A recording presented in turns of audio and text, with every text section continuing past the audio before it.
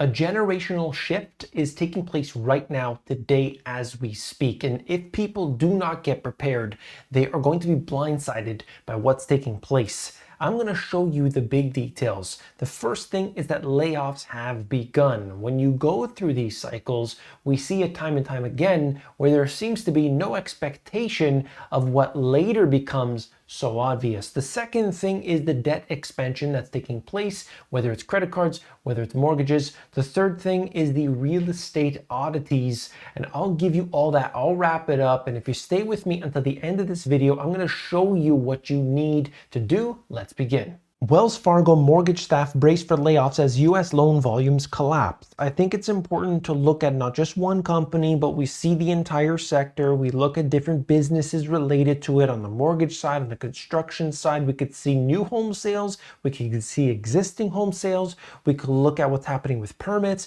There's a lot to real estate, and I focus on all of it. But in each individual video, I'm going to give you pieces of that puzzle. So you've got to tune in so that I can bring you each little bit every day as new data comes through. At this channel, you get always the newest, latest, and greatest. You could look at the bank had about 18,000 loans in its retail origination pipeline in the early weeks of the fourth quarter. According to people's knowledge of the figures, that is down as much as 90% from a year earlier. You've got to understand what's happening here. That is so extreme. Yes, 2020 and 2021 were years that were out of this world, but it's still very telling to see what happens as soon as you make one change. Do you want to guess what that change has been? All right, let's look at this. Credit Suisse to extend global job cuts to wealth next week. Global private banking dismissal set to start in Asia Pacific. Bank signaled during overhaul announcement plans to cut 2,700 jobs. I think for a lot of people, they might think to themselves, why? Why is this happening today? Why is this happening right now? Well, of course, you can look at the banking industry, finance industry, and they are part of all this.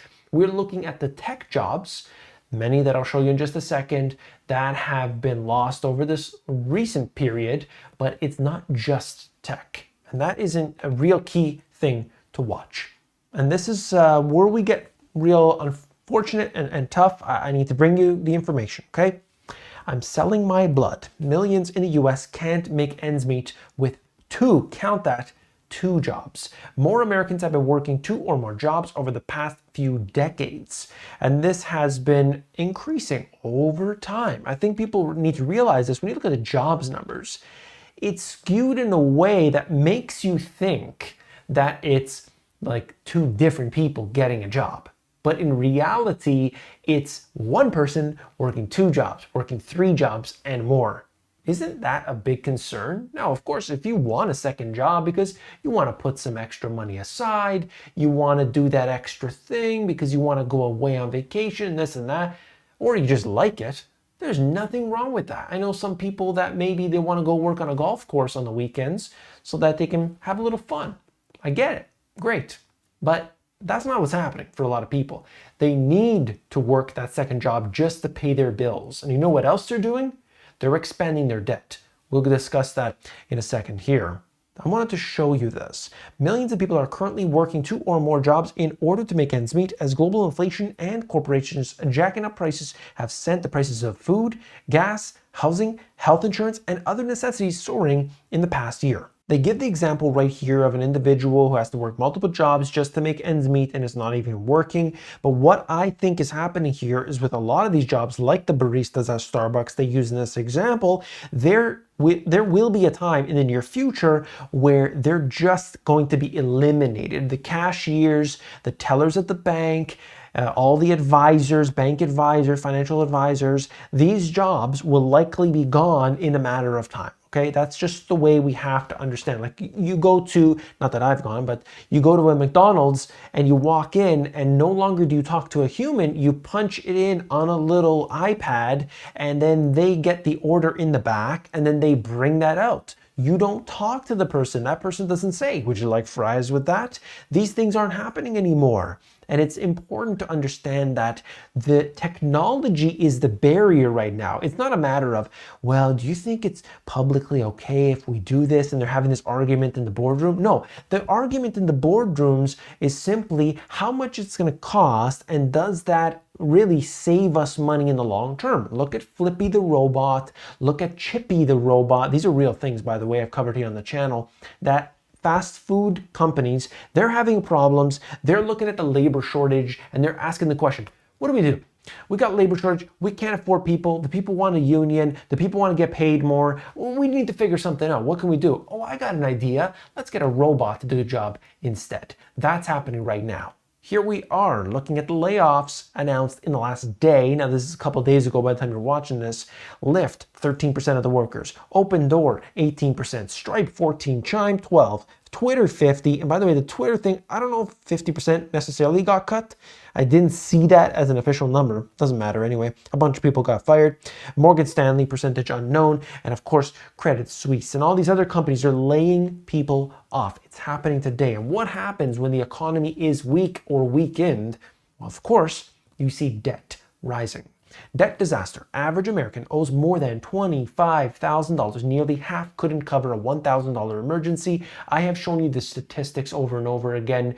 Some say $200 emergency, some is $400 emergency. In this case here, it's a $1,000 emergency, unable to be paid right now today. And what do? Well, they take their credit card and they simply buy whatever it is that they need at that moment. And do they pay it back the next month? No, of course. They can't.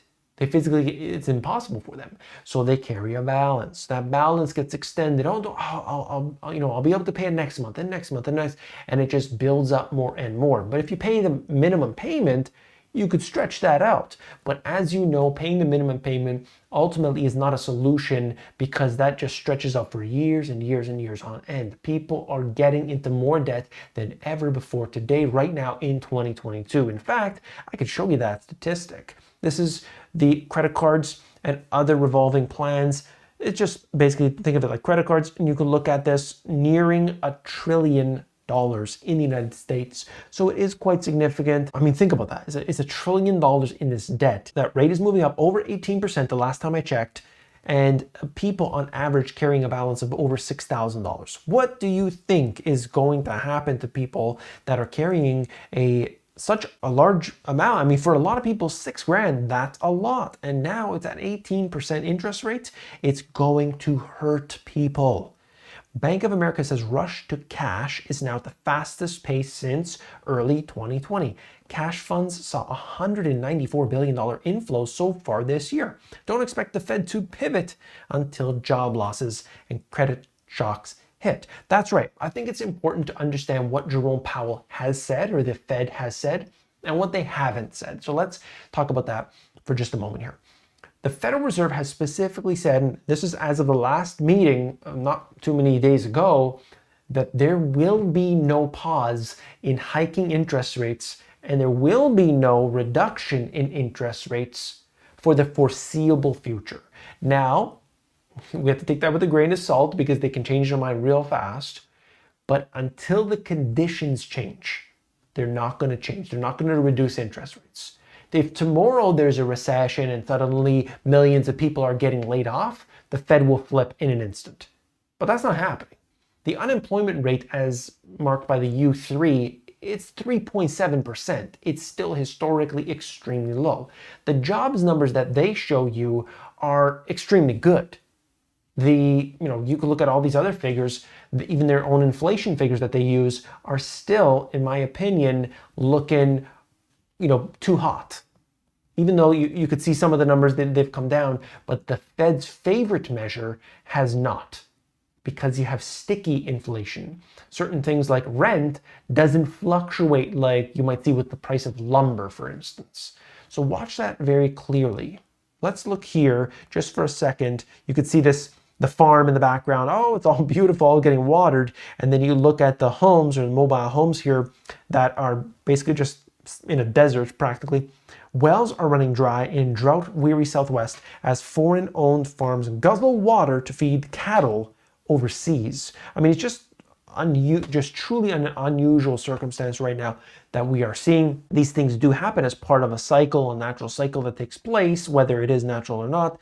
But just looking at this, it happens. The unfortunate part is that when this does occur, regular people, average people, middle class people, they are burdened heavily in one way, shape, or form. They can't get enough water, or prices of this are increasing. They can't get the food that they used to before, and so many other things. Now we'll have to look at real estate, because this is significant. It affects everybody in one way, shape, or form. Big takeaways from our survey of fix and flippers last week. Number one, rates have massively slowed transactions and prices are falling broadly. Number two, lots of talk about flippers changing strategies, holding and renting instead of flipping, or exiting the space entirely. Now that tells you what has happened. There's a lot of quotes in here if you want to check it out, but it's everything you would expect. Many highly leveraged flippers will need to go out of pocket to sell or will default on no recourse loans. We will not see improvement until the second half of 2024. Many will not make it to that point, and there are some bargains for cash flush investors. You see what's happening here? Things have changed so fast. If you were talking about this in January of this year, you would say, no way, not a problem, don't worry, everything's going to be a-okay. And look how fast things have changed. Isn't it strange, right?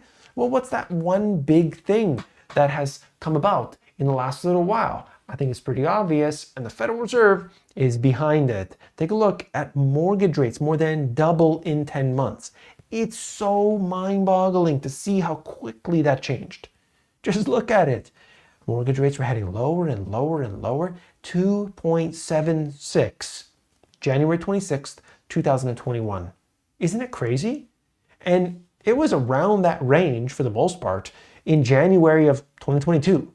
And now it's over 7%, depending on the time you're watching this. This is showing us 7.3%, but it depends on your credit, it depends on the bank you go to, and so on. But it's incredible, truly incredible. And I watched this, and obviously there is a direct effect with this, and that is lower prices. Mortgage shock.